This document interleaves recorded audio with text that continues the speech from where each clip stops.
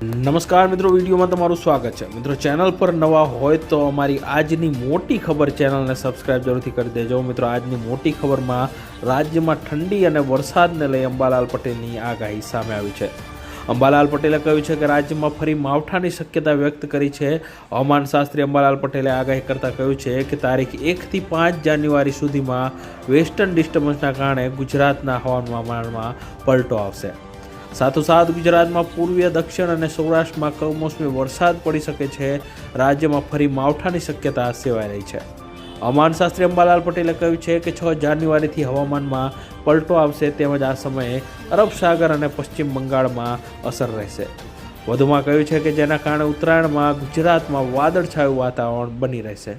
હાલ તારીખ 26 થી 27 ડિસેમ્બરમાં હવામાનમાં એકાએક પલટો આવવાની શક્યતા વ્યક્ત કરી છે। સાથોસાથ વાદળછાયું વાતાવરણ રહી શકે છે। 29 ડિસેમ્બરે હાડ થીજવતી ઠંડી થવાની શક્યતાઓ પણ સેવાઈ રહી છે।